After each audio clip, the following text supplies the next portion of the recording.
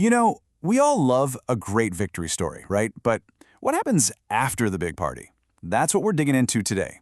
This is a super high-stakes leadership case study from Nehemiah, and it's all about that tough question, how do you stop a massive success from just completely falling apart?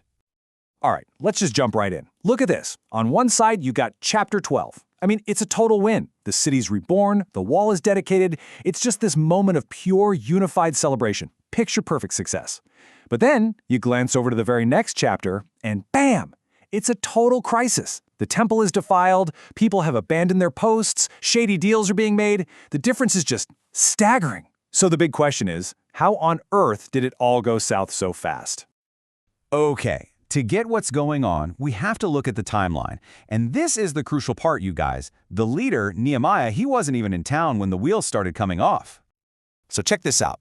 For 12 straight years, Nehemiah is this incredible governor. He's providing stable, strong leadership. He's rebuilding not just the wall, but the whole community. Everything's going great. But then he gets called back to the king in Babylon. Just for a bit, but still, he's gone. And it's right there in that power vacuum, that little window of time when he's away, that everything they'd built starts to crack. It's the perfect setup for a really shocking comeback. So when Nehemiah finally returns to Jerusalem, the first thing he finds is just unbelievable. There is an actual enemy of the people living inside the temple. I mean, literally living there. To really wrap our heads around how insane this is, we got to meet the main characters in this drama. First up, you've got Eliashib. Now this guy is the high priest. He is the spiritual leader. His whole job, his one sacred duty, is to be the guardian of the temple to protect its holiness. That's it. And then there's Tobiah. And let's be super clear, this is not some random guy. This is the guy. He's a known enemy. He spent years mocking them, threatening them, trying to stop the wall from ever being built. A total adversary. So you have to ask, what in the world does the high priest do for the number one enemy? He gives him a room, and not just any room. And what has to be one of the most shocking compromises ever, Eliashib, probably because of some shady family or political tie, cleans out a huge, important storeroom inside the temple and just hands it over to Tobiah. It's like giving him a penthouse suite in the holiest place they have. It's just, wow. And get this, look at what was in that room. This wasn't some junk closet in the back. This was the logistical heart of the temple.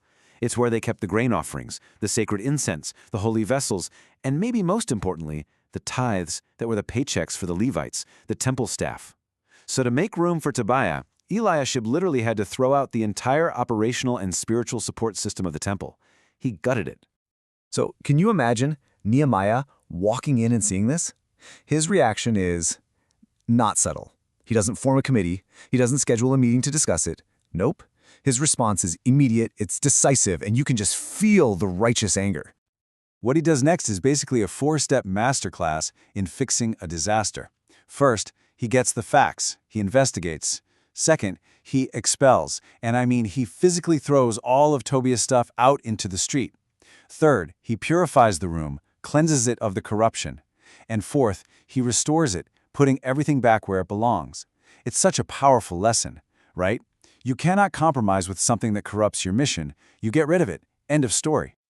But kicking Tobiah out? Well, that was just dealing with the most obvious problem.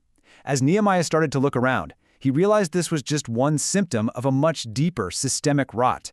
The entire temple was basically being neglected. He discovers that the temple staff, the Levites, the musicians, the people who actually make the worship happen, they'd all left, just packed up and gone home. So why? Why would they just abandon their duties like that? Well, the answer is pretty simple and pretty sad. They weren't getting paid.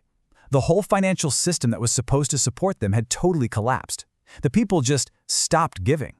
So the Levites, these full-time spiritual workers, had a choice: starve or go back to their fields and farm.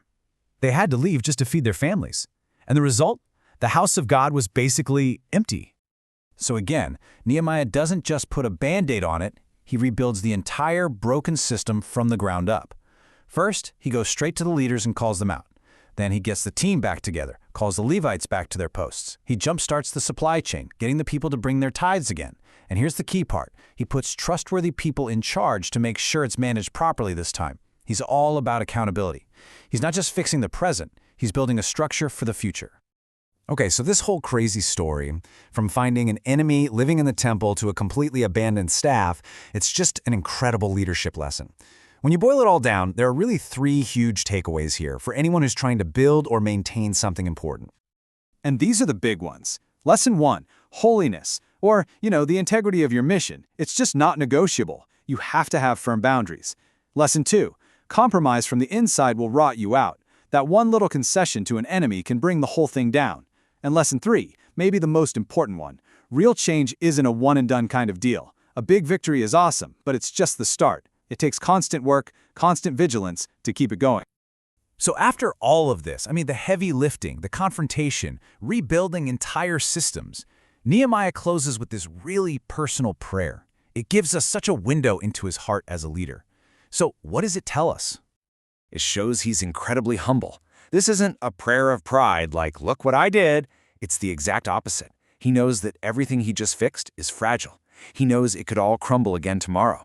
And it shows that he wasn't doing any of this for applause from the people. He just wanted God to see his heart, to see that he was being faithful to the mission. And that really leaves us with something to chew on, doesn't it? What's that good work in your own life that needs more than just a good start? It needs to be sustained.